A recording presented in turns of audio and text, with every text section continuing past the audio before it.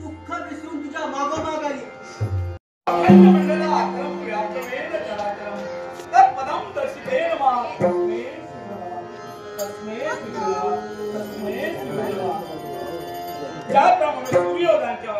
आणि क्षणाला अंगणाचा नाश व्हावा सारा दरबार कसा प्रकाशमय झाल्याचं भास होतोय एवढंच कशाला तर आमच्या अंतस्करणाच्या ठिकाणी असणारी चेतना सक्रिय जागृत झाल्याचा भास होतोय हे वेद वेदांगाचं तत्व आणि महत्व जाणून तिथं 4 वेद 6 शास्त्रे आठवणी 14 विद्या संस्कृत करा अगमानी अपुत्र चंद्र सूर्य नवग्रह तारे अशा प्रकारे भगवंत जड विश्व कर 6 दिवसात परिपूर्ण केले तिथं जो गुणांचं वर्णन असतात मुखाचे शब्द पुढे करतायत अनंत पापाचा स्थिती लय करता निराकार परम आदि अंत मधुर सर्वदान सर्वशक्तिमान परमेश्वरा सूत्रधारी बाहुल्या नसरी सवेती तरी सूत्राची हाती धरी असा धर्मगाद आहे असा धर्मगाद आहे तेव्हा आमचा जन्म झाला तर छत्रकुलात अर्थात छत्रकुलाचा उद्धार व्हावा याच्यासाठी आमचा सारा पूर्वजन आपला सारा जीवन प्रजेच्या हितासाठी व्हायला अर्थात त्याचा तो आदर्श आम्ही आपल्या जीवनाला घेऊन आतापर्यंत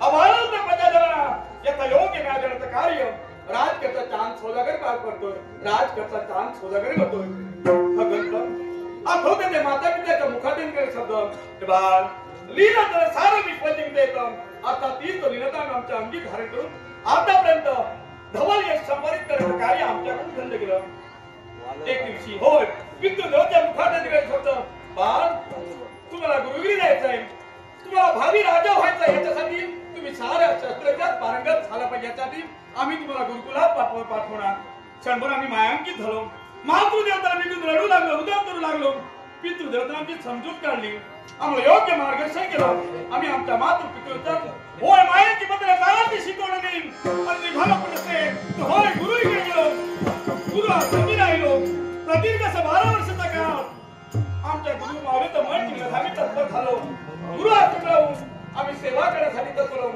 आमच्या गुरुवाने सर्व शस्त्र असलेलं आम्हाला पारंगत केलं धर्मशास्त्र आम्हाला निपुण केलं आणि हा म्हटलं 12 वर्षात पुढे का कधी निघून गेला आपल्याला काही कळलं नाही पुन्हा आमचे पावलं वळली की होय आमच्या मायभूमीकडे वळली आमच्या मायभूमीत आम्ही येतात सारण आमचं यथायोग्य आमचं स्वागत केलं यथायोग्य आमचं स्वागत केलं एके दिवशी होय असाच भरला राज होता सर भारतात स्वतः आम्हाला लोक मानाचे मागे पदाचे पदाधिकारी सर्वजण आपल्या आसनी विराजित झाले आमच्या पितृ देवतानं साऱ्या प्रजाला आव्हान केलं प्रजाजन हो ते राज्य आहे ते तुमचं आहे तरुण पिढीला तरुण राजा हवा म्हणून उद्या आमच्या महाराज राज्याभिषेक करणार आहोत कुठे कुणाचा याला विरोध असेल तर कुठला उभं राहून आपण विरोध करू शकतात कुणीही विरोध दर्शवेल सर्वांनी मान्यता आमच्या पितृदेवाच्या मुखाटे निर्णय स्वतः दिली आणि योग्य वेळी योग्य मुहूर्तावरून ब्रह्मादिकाच्या उपस्थित आमचा राज्याभिषेक करणार हा सूर्य रेखांकित राजमुकुट आमच्या शिरी धारण केला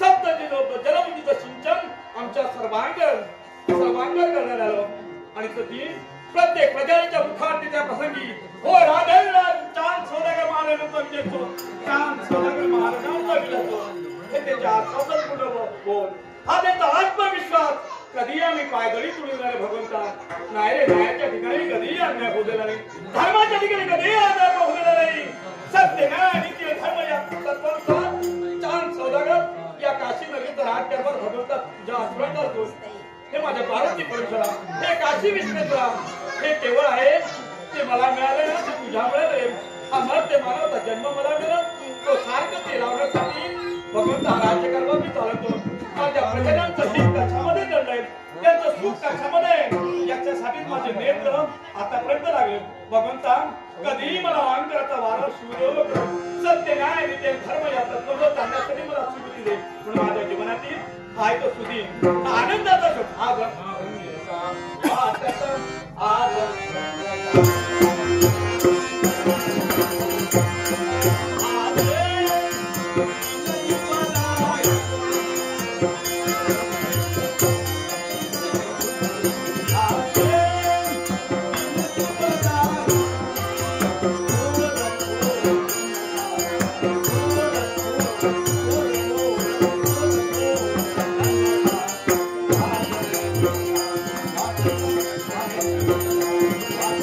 Thank you.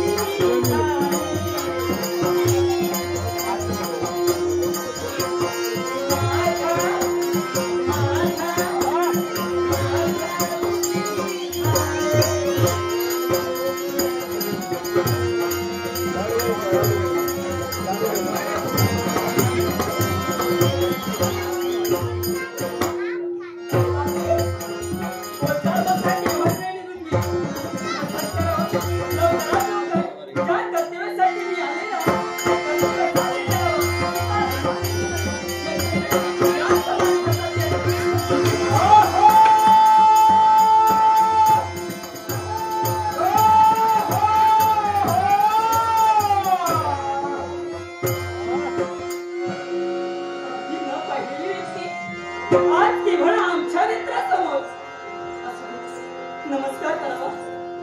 अहो नमस्कार. आहे आशीर्वाद.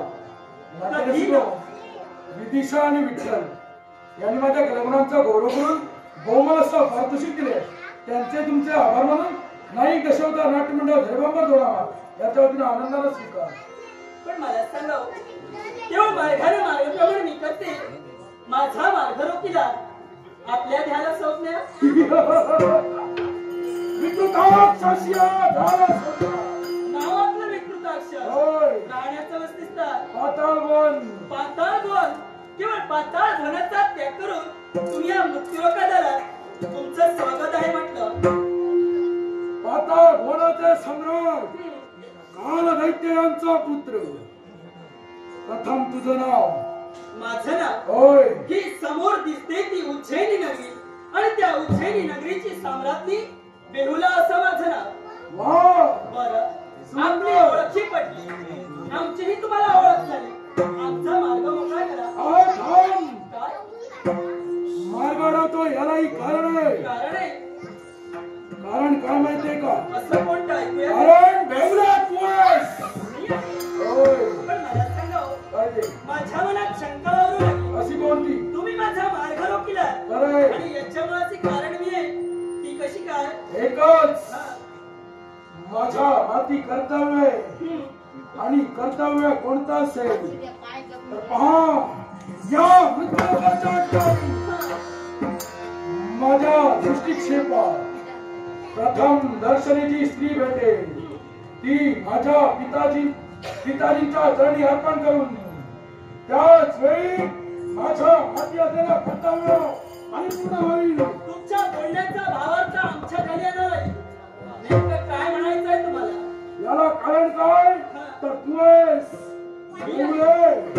या मृत्यूलोकाच्या ठिकाणी प्रथम दर्शनी भाग्यवान स्त्री कोणती असेल तर बेहुला तू आहेस. पण मला सांगा तुम्ही मला एवढी उपमा दिला याच्यामुळे विश्वाच्या ठिकाणी हा. माझ्या पिताजीला अजिंक्य निर्माण व्हायचंय, अजिंक्य या विश्वाचा राजा व्हायचंय. पण मला सांगा हो, काय ते केवळ तुमच्या पिताजींना अजिंक्य आणि अमर व्हायचंय, खरे याच्यामुळे अशी कारणीभूत मी कशी काय? एकच त्यांचा आणि तुझं जर लग्न लावून दिलं असेल तर या विश्वाच्या ठिकाणी माझे पिताजी या विश्वाचा राज होतील, या विश्वाचा राजा होतील. तुमच्या बोलण्याचं मला हसू येऊ लागलं. याच्याही मुळाची तसंच कारण आहे. मला सांगा हो, केवळ पाताळ मनाचा त्याग करून तुम्ही या मृत्यूलोकात आला. तुमच्या पाताळ मनात स्त्रिया नाही की काय? पुष्कळ कोणी देत नाही. सांप्रत या मृत्यूलोकाच्या ठिकाणी आलो हा. कारण माझ्या बापाला वरदान दिलंय. ते वरदान कोणतं असेल काय? तर या मृत्यूलोकातील एक स्त्री, अर्थात देवले ती स्त्री तू आहेस. हे पहा, काय ते क्षमा असावी. तुमच्या मनात जळली ती इच्छा मी वाईट म्हणत नाही, चांगलीच आहे. पण ती इच्छा माझ्याकडे पूर्ण होऊ शकत नाही. तुम्ही अन्यथा दुसरी स्त्री शोधा, आमचा मार्ग मोकळा करा. माझा मोकळा करीन, पण केव्हा माहितीये का? ज्यावेळी माझ्या मनातील इच्छा पूर्ण होईल त्यावेळी माझा मोकळा केला जाईल. क्षमा म्हणते, आतापर्यंत सामोपचाराच्या बोधाने तुम्हाला सांगण्याचं कर्तव्य मी केलं. हो, लग्न म्हटलं ना की दोन जीव आले. ज्यावेळी दोन्ही मन एकत्र येतात त्याच वेळी लग्न होतं. मला सांगा, तुमचं लग्न झालं, माझं लग्न झालं पण नाही. त्यातला अनुभव तुम्हाला नसेल. तुमचं लग्न करा, मग तुम्हाला अनुभव मिळेल. हो, लग्न कशामुळे होतं? ज्यावेळी दोन्ही मन एकत्र येतात त्यावेळी लग्न होते. एका हाताने कधी टाळी वाजत नाही, एवढं मात्र लक्षात ठेवा. काय? मान्य करतो, एका हस्ताने कधी टाळी वाजत नाही, त्याला दुसऱ्या हस्ताची जोड पण लागते. त्या दुसऱ्या हाताची जोड द्यायला हस्ताची जोड माझा पूर्णतः विरोध आहे, एवढं मात्र लक्षात ठेवा. हे गवले, काय? त्या दुसऱ्या हाताची जोड कशी करून घ्यावी हे मलाच नव्हते. पण एवढं मात्र लक्षात ठेवा, ओ प्रत्येकाला व्यक्ती स्वातंत्र्य दिलं गेलं आहे. कुणी कुणाशी लग्न करावं हा ज्याच्या त्याच्या मनाचा प्रश्न झाला. तुम्ही सांगा आणि मी ऐकणार, अशातला मावा खरे. आता तुझं लग्न माझ्या बापाशी होणं हे विधीचं विधान आहे आणि ते परिपूर्ण करण्यासाठी मी पर्यंत लढवण्यासाठी ठेव. तुम्ही म्हणालात की तुमच्या बाबांशी माझं लग्न करणार हे विधीचं विधान आहे. हे तुम्हाला कोणी सांगितलं? माझ्या बापाने मग सांगितलं, त्यांना कोणी सांगितलं की माझ्याशीच लग्न होणार त्याच्या त्यांचं? अगोदरच सांगितलंय.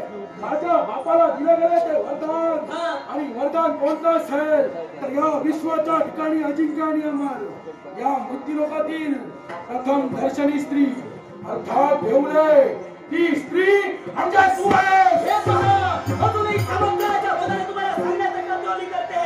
आल्या पावली चालते व्हा. तुमच्या इच्छेला माझा पूर्णतः विरोध आहे. पण एवढं मात्र लक्षात ठेवा, तुमच्या म्हणण्याला ही बेहुला कधीच होकार देणार नाही. अजूनही मार्ग मोकळा आहे, तुम्ही जाऊ शकता. जाईन, पण केव्हा माहितीये का?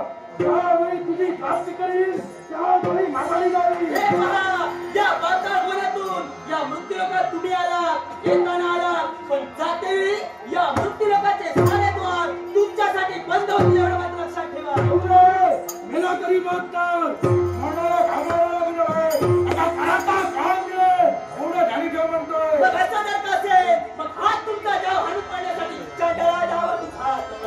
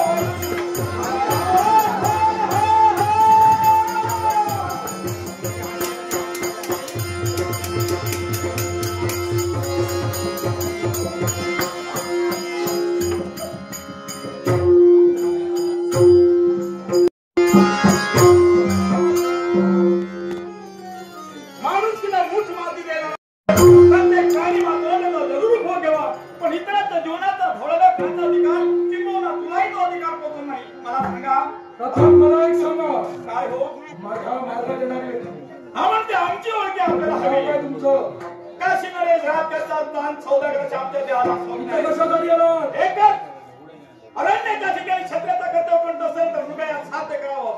त्या चौदात भेटून या अरण्यात फेरफटका मारताना कुणीतरी धावा माझ्या शिलाचा संरक्षण दिला की आज तर गिंगाने आमच्या कळी कथन पावली मागता पुढता कसलाही विचार करता तुम्हाला विरोध दर्शनासाठी पण आलोय. यावेळी स्वतःचं कर्तव्य परिपूर्ण करत असते एकाएकी ठाम आहे तुझा उत्तर राजकर्त्या यालाही कारण आहे. अरे माणसाला मारायचं असतं मारायचं नसतं. माणूस किंवा मूळ धर्म एकमेकाला मदत करणे अर्थात त्याच्या मदतीसाठी एका राजकर्त्यानं तुमच्या जिल्ह्यात विदंड वाद मारलेला आहे म्हणून सांगतो. कोण आपला ज्यांच्याकडून घडला गेला मग त्याच्या पल्लवा खाण्याचा नीचा मुद्दा आपण घेत आहात. राजकर्त्या आणि म्हणतोय माणसातून उठलेला शैतान मी आहे एवढं ध्यानी ठेव. म्हणून सांगतोय तुझ्या सारख्याला जर माणूस सोडली असेल तर या मर्त्य मानवाच्या ठिकाणी मृत्यू लोकांच्या ठिकाणी तुम्हाला जागा नाही. चला तुमच्या सोबतरी काही माणसं राहतात. राजकर्त्या काय ते जाईन पण केव्हा माहितीये केव्हा? का? ज्यावेळी माझं कर्तव्य परिपूर्ण होईल दिलेली जबाबदारी परिपूर्ण करीन त्याच वेळी भगवानी जाईल. हे नारायण पुत्र सापडत तुम्ही पाहता नगीचा त्याग करून आमच्या मर्त्य मानवाच्या लाभात होईपर्यंत आपण मला सांगा असं कोण प्रिय तुम्हाला कर्तव्य जेणेकरून मानवी जीवन निष्ठेचं कार्य आपण करतात. मला सुद्धा ऐकायचं आहे. एकच आता वनाचे सम्राट काल दैत्य माझे पिताजी यांनी मला जन्माला घातलं. एक आगळं वेगळं स्वरूप तुमच्या नेत्रासमोर काळ्या विकृताक्ष स्वरूपात माझ्या माती दिली गेली ती जबाबदारी आणि ती जबाबदारी कोणती असेल ऐका म्हणतोय. कोण जबाबदारी तुमच्या माती संपवली या विश्वाच्या ठिकाणी माझ्या पिताजीला अजिंक्य आणि अमर व्हायचंय. मग याच हेतून त्यांना दिलं गेलं ते वरदान आणि ते वरदान कोणतं असेल सांप्रत मृत्यू लोकाच्या ठिकाणी प्रथम दर्शनी जी स्त्री भेटते तिच्याशी जर का तिचा विवाह झाला असेल तर या विश्वाच्या ठिकाणी या विश्वाचा भाग माझा भाग होईल एवढं ध्यानी ठेव. तुझ्या पुत्र देवताला वरदान मिळालं त्या वरदाना पोटी आमच्या मृत्यू लोकांच्या ठिकाणी येऊन जी प्रथम दर्शन तुला स्त्री मिळेल तिला आपण घेऊन जाणार आणि तुमच्या पितृदेवाचा विवाह आपण लावून देणार.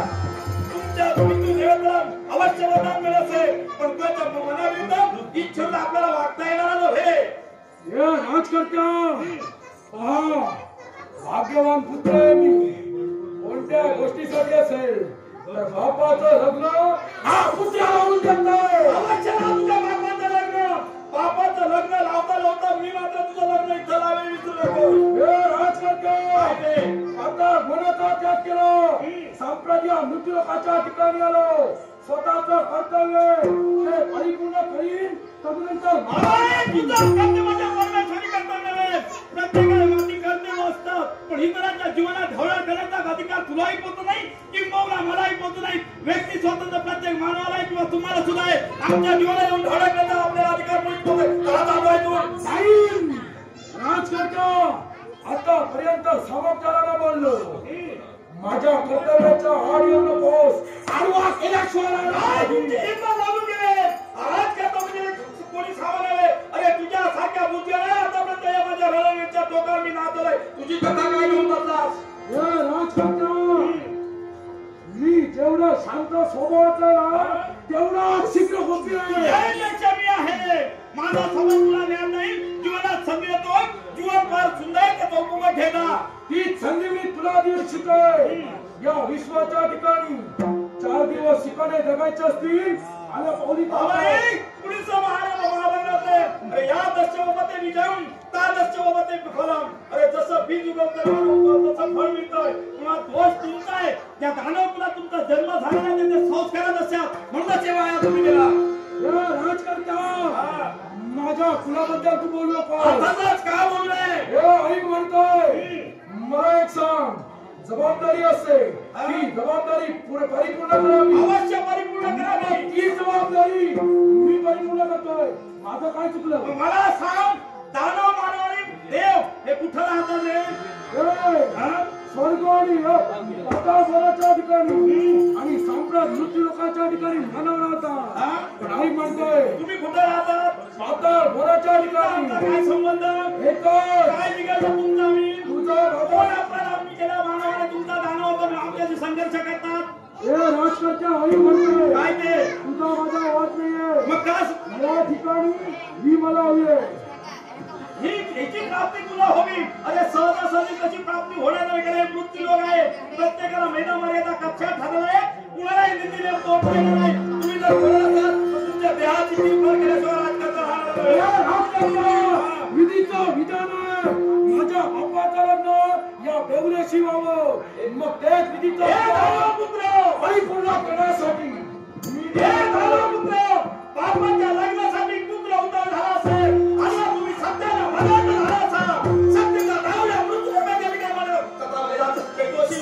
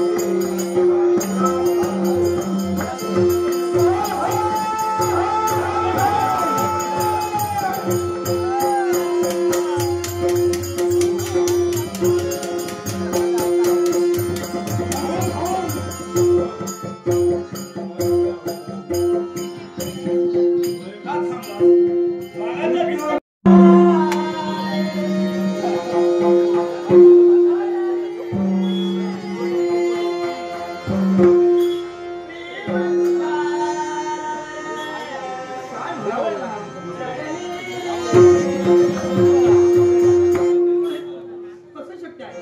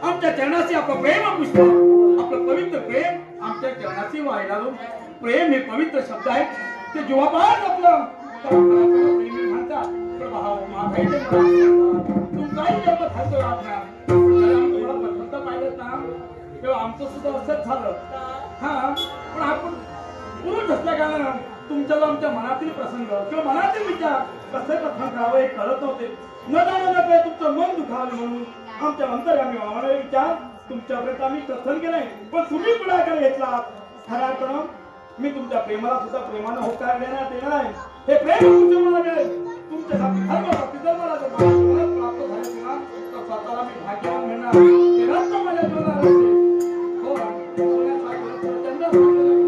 हे माझ्या जीवनात आलं ना तर माझ्या सत्यचंद्राने चांगले रत्नानी प्रकाश चंद्रानी चांगले रत्नानी प्रकाश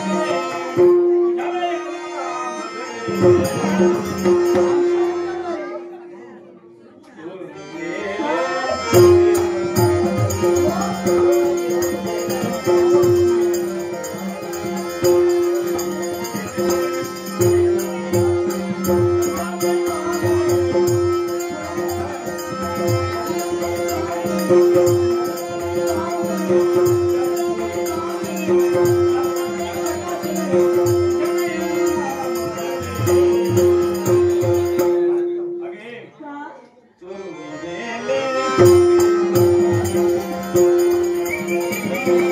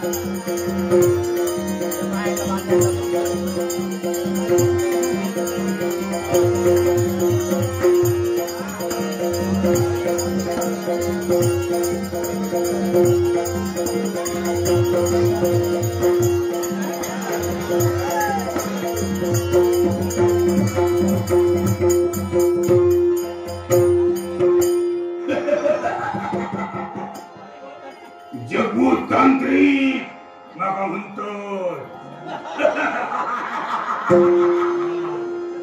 जदू तांत्रिक तितके थोरले सोडो तितकी खुर्शी आणि बुरशी सगळी पेटीत घातलोय घरी वाढायला सोडलं तितक्या पाचून दिवड ओढलोय एका वर्षा असोच फरशेरमान बोलायलो थोरल्यासारखा बोलायलो गरुडासाठी हात घालतायला कुसाडो बनस अरे मोठमोठी मोठमोठी बुरशी सगळी धरून पेटीत बंद केलं कोणाचा वाईट जाऊ लागला ए कुरबुड्या तांत्रिका ये घरात बरा नाही आमच्या सोमचा भविष्य सांगलोय देगे विधवा बाई असा त्याका लागून तुझा परतूच चाललेला घराकडे म्हणून तुझ्या घरात जाता पहिला आधी खर्च कर आपण आता बरोबर जाताला जागे राहतात पहिला माझा पाठ भरू आहे आता यात झाला सकाळी पुढे लोक निरोगी हो इच्छादारी नागी का धुरसा का थोरलो सोरो राजाच्या पोरांचा मारून टाकूचा काम करता तेव्हा मी तांत्रिक मंत्री संत्री माका मोठो निरोग राजान धाडलो हो कोतडा राष्ट्र अरे बाबा माझ्याकडे याज्ञाचा मंत्र पंत्र काय काय असा तर वेगळा असा आवाज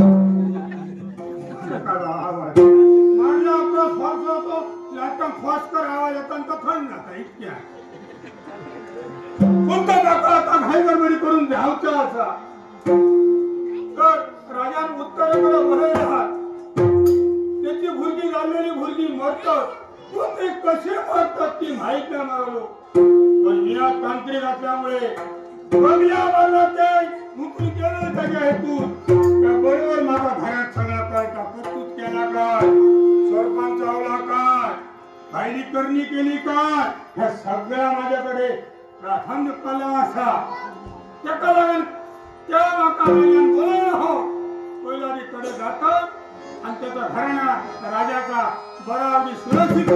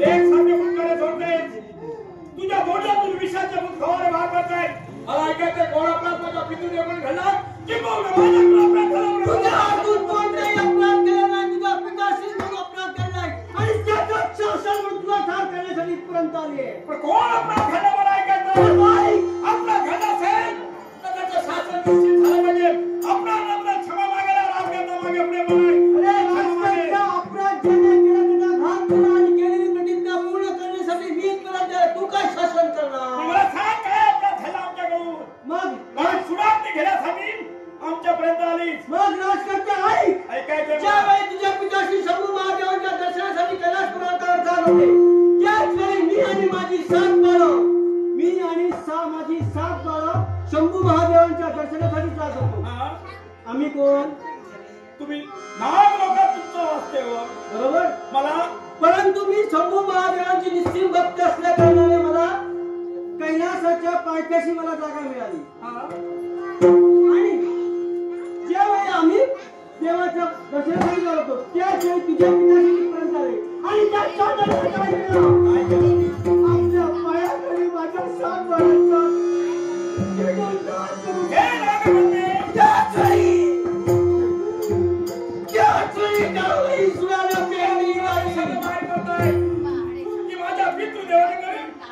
तुझ्या मुलाचा घात केला मला प्रश्न पडला देव दानव मानव तुम्ही एवढाच आहे तर आपण सुद्धा राहणं मला सांगा तुम्ही स्वतःचा त्याग काळी कशासाठी केला या वृद्ध लोकांच्या ठिकाणी भक्ती करायला हसू येते तुझ्या बोलण्यावर मला प्रथमतःच सांगितलं मी कोण शिवाची शिवभक्त आहे आणि मी शंभू महादेवाची भक्त असल्या कारणानं शंभू महादेवांनी मला कैलासाच्या पायथ्याशी राहण्यासाठी सांगितलंय आणि माझं नित्याचं कर्तव्य काय असेल तर शंभू महादेवाच्या दर्शनाचं मला सांग राजकर्ते असता तू मग अन्य प्राण्यांनी महादेवांचं दर्शन घेऊ नये का असा कुठे काही लिहिलेलं आहे का प्राण्याला नियमाने कसं काय काय आहे मला सांग प्रत्येकाला कुठं राहावं हे देवतांनी ठरवलं राहायचं कुठे हे ठरवलंय कुणाच्या दर्शनासाठी यायचं की नाही हे ठरवलं नाही मानव म्हणून मला प्रश्न कळलं गडबडीत सगळं पूर्ण ऐकून मानव म्हणून मला प्रश्न कळले कदाचित मी अज्ञानी असेल मला साधण्या तुम्ही गेलं पाहिजे कारण तूच म्हणाली तुझं वास्तव साधन इकडे तिकडे नाही कुठं वास्तव कैलास पर्वतात शोभच्या पायथ्यापाशी म्हणजे तू असामान्य आम्ही सामान्य माझ्या पितृदेवांना अपराध घडला त्याचं शासन देण्यासाठी पण तुम्ही इथं आलात हा प्रश्न मुळात मला कारण देव राहतात स्वर्गात मानव राहतात मृत्यू आणि तुम्ही सुद्धा राहतात ते पाताळापर्यंत आणि हा त्याग करून शिवछंद महादेवा तुला कैलासाच्या पायथ्याशी कसं स्थान दिलं हे विचारणार तू कोण आणि मला सांग मी काय सांगितलं मी प्रथमच सांग मला सांग एवढं तू बोलतोयस ना एवढं तू बोलतोस मग मृत्यू लोकातील मानव देव झाला की नाही सांग मग तो तिकडे कसा पोचला तो तिकडे कसा पोचला मग मला सांग फक्त मृत्यू लोकातील मानवाला सर्व अधिकार आहेत आम्हा जनावरांना नाही आणि एवढं बोलण्याची गरज नाही एवढं बोलण्याची पण गरज नाही तुझ्या बापाचे डोळे फुटले होते त्याला दिसत नाही पाय पण मला सांग एक आपली आई असते तिला आपल्या मुलांचं संगोपन करता येईल तुझं लक्ष कुठं गेलं होतं तुझ्या मला हाच प्रश्न हवा होता मला सांग तुझ्या राज्यात काही दिवसापूर्वी एक घटना घडली की नाही कोणती घडली की नाही आपल्या मातेसमोर 2 नाबाळं होती एका बाळाला ती गुरुकुलात पाठवण्यासाठी गेली दुसऱ्या बाळा समोर आला अचानक तुमच्याच वाहनाने त्याचा घात केला शेवटी तुला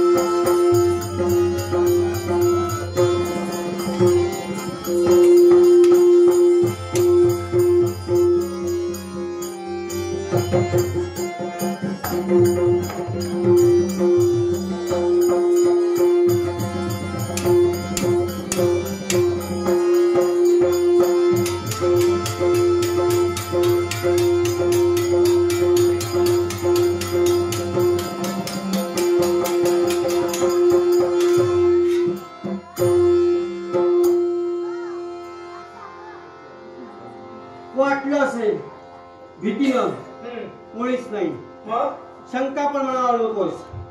युद्ध का थांबवलं त्याच्या घाबरणार मी की नाही तो माहित आहे मला. आता वेळा जाऊन जाऊ. मी अशी तशी कुणालाही घाबरणारी नाही. मला अगोदर समजलंय. हे पाहिजे तुला. प्रत्येकाचा कुठे ना कुठेतरी ठाव ठिकाणी असतो. सर्व काही करणार, सर्व काही करणार. इतरांच्या नादी लागायचं, पण या नागीच्या पायावर जर शेपटीवर जर पाय ठेवला ना तर तू ध्वंस करणारी. आणि माझा मी स्वस्त आहे, माझा मी स्वस्त आहे. मी शब्दी बोलणार नाही.